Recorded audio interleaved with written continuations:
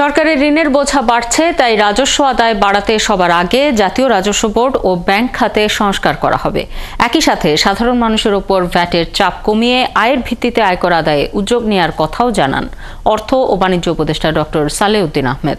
সরকারি কর্মকর্তাদের ইমেজ সংকট দূর করার তাগিদ দেন এনবিআর চেয়ারম্যান আব্দুর রহমান খান। প্রত্যক্ষ কর বাড়াতে অর্থ আইন 2024 নিয়ে আলোচনায় তারা এসব কথা বলেন। বিস্তারিত সুশান্ত সিনহা রিপোর্টে। বছরে যাদের বেসিক বা মূল বেতন 3.5 লাখ টাকা, তাদের আয় করমুক্ত। এর বেশি যাদের আয়, তাদের 5 থেকে 25% পর্যন্ত আয়কর দিতে হয়। যদিও এনবিআর এর মোট রাজস্ব আয়ের বড় অংশই আসে পরোক্ষ কর, অর্থাৎ বিভিন্ন পণ্য ও সেবা কেনার সময় সাধারণ মানুষের দেওয়া ভ্যাট ও বিভিন্ন ধরনের শুল্ক থেকে। তাই উন্নত বিশ্ব তো বটেই, প্রতিবেশী দেশগুলোর তুলনায় ধনী ও উচ্চ আয়ের মানুষের কাছ থেকে আয়কর আদায়ে বেশ পিছিয়ে বাংলাদেশ। দাতা সংস্থারা যেদিকে বলে যেতে, অবশ্য আমরা এখন চেষ্টা করছি নিজেদেরকে অ্যাসার্ট করতে।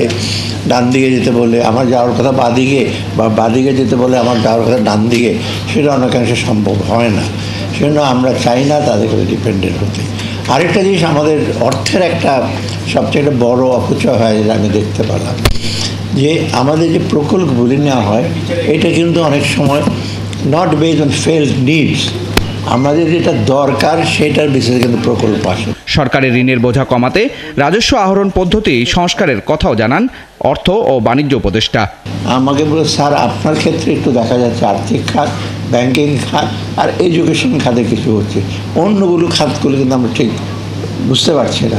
না, ওগুলো একটু সফট সেক্টর, সময় লাগে, স্বাস্থ্য বা অন্যগুলো।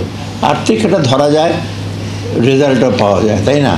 আর অন্য খাতগুলো কিন্তু একটু সফট সেক্টর বলে, যে ওগুলো ধরা এবং ওগুলো ম্যানেজ করা একটু ডিফিকাল্ট। সোশ্যাল সেক্টর বা এইগুলো একটু সময় লাগে।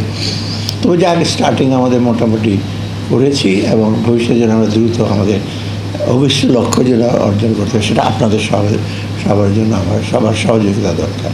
অনুষ্ঠানে জাতীয় রাজস্ব বোর্ডের চেয়ারম্যান বলেন, করদাতাদের উপরে জুলুম নয়, যৌক্তিকভাবে বুঝিয়েই আদায় করতে হবে কর। কোথাও জুলুমের অভিযোগ পেলে তার দায় ওই কর্মকর্তার বলেও জানান তিনি। আমরা ট্যাক্স পেয়ারদের উপরে অতিরিক্ত দায় চাপিয়ে দিই, সেটাকে ঠিক করা। যদি সেকেন্ডটা ঠিক করতে যাই, আমাদের প্রচুর রেভিনিউ লস হবে। আর এটা করার আগে যদি আমরা ট্যাক্স কাট যেটা করেছি, আমরা যে প্রচুর রেভিনিউ ছাড় দিয়েছি, সেখান থেকে এটা বড় একটা স্টাডি হয়েছে, প্রায় 3.5 লক্ষ কোটি টাকা বছরে ট্যাক্স এক্সপেন্ডিচার হয়। এর একটা বড় অংশ যদি স্যার আমরা কুইক ফিক্স করতে পারি, তাহলে স্যার আমাদের সেকেন্ড কাজটা করা সহজ হবে। আমরাও আমাদের ট্যাক্স পেয়ারদেরকে সে ধরনের সার্ভিস প্রদান করার জন্য চেষ্টা করব। আমাদের সরকারি কর্মচারীদের যে ওভারঅল ইমেজ সংকট আছে, সেই ইমেজ সংকটটা আমরা যত দ্রুত সম্ভব রেস্টোর করব।